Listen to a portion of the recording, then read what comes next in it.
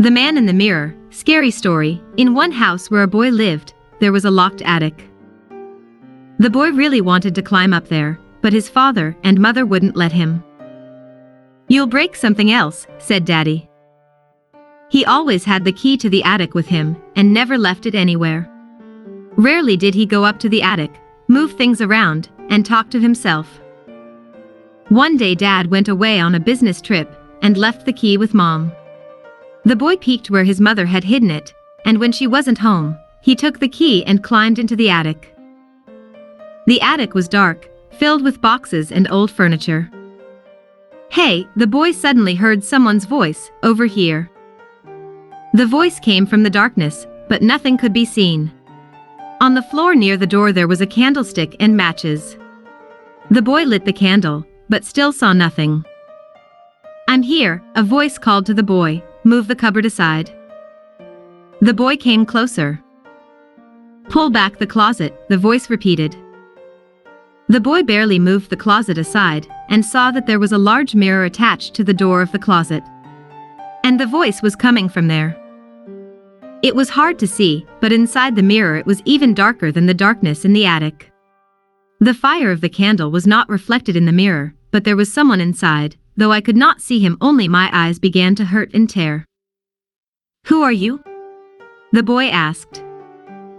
"I am your great-grandfather," said the unknown person in the mirror. "Your father's father locked me in here." "You can't lock someone in a mirror, can you?" The boy was surprised. The one in the mirror did not answer. "Why did they lock you up?" the boy asked. "They were afraid of me," was the answer. "But you are not afraid, are you?" "No," the boy answered, though he was really afraid. "Don't be afraid," said the man in the mirror. "If I could come out, I would have come out long ago." The boy went closer to the mirror to see who was inside the mirror. He even touched the mirror with his hand. Immediately the one in the mirror grabbed him and began to pull him inside. "Let go!" the boy shouted and began to break free. But his hand was being pulled deeper and deeper inside. Almost his whole hand was inside the mirror, and the boy got more and more drawn in. And then the boy with all his might struck the mirror with the candlestick he held in his other hand. The mirror cracked. A cry of pain was heard from the mirror. And then the boy screamed. For he saw his hand, which had been pulled into the mirror, cut by a crack in the mirror. But no one else was holding him.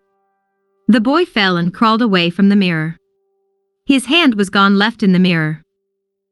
When his mother came back, she saw that the house was completely burned. And there was a boy sitting near the burnt house. And he was missing an arm.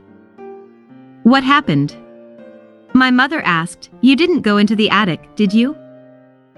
"He took my hand," said the boy. "I asked him to give it back, but he just laughed and said he'd come one night and take the rest from me." Playing by the river. Scary story. A girl was walking near the river one evening. She often walked there, but before, always with her mother or father. But this time the girl was walking alone, even though her mother had told her not to leave the yard. "Nothing will happen to me," the girl thought. "I know everything there." But in the evening everything seemed different, and there were no people there at all. Only children could be heard playing somewhere nearby. The girl went to the sound and soon saw them running in the sand and shallow water, throwing something over each other. They were playing so merrily that the girl ran to them to play. Children stopped when the girl ran up to them, but they did not kick her out, but on the contrary began to wave their hands at her to play with them. The girl also began to catch what they threw to each other, but she could not catch it, because some boy kept snatching things out of her hands. The girl was angry with him, but the boy ran faster than she did, and always managed to escape. The girl had seen his face somewhere before, but could not remember. Soon the sun was completely gone, and the children immediately stopped playing. One by one they went straight into the river, ducked under the water, and never came out again. The girl was suddenly frightened, especially as someone took her by the hand and led her into the river. She screamed and began to break free, but she was held very tightly. Only now did the girl notice that the one holding her had a blue and swollen face, eyes all black, and a strong smell of river sludge. The girl realized that she was playing with drowned children, who had once long ago drowned in the river. She screamed again and tried to get away, but she could not get out of the hands of the drowned man. He held her like pincers. But then the boy who had kept the girl from catching the thing with which the drowned man had been playing, ran up to them. He was holding a dead head in his hand. It was the head the children were playing with. The head was alive and grinning its long black teeth. And it tried to bite the fingers that held it. The boy shoved the head at the drowned man, and he grabbed it, letting go of the girl's hand. The girl immediately rushed home. Only later she realized that the boy had actually saved her several times. First from a dead head, and then from a drowned man. And already at home the girl remembered where she had seen his face. In a photo album. It was her mother's younger brother, who had died a long time ago. He had drowned in the river when he was a boy.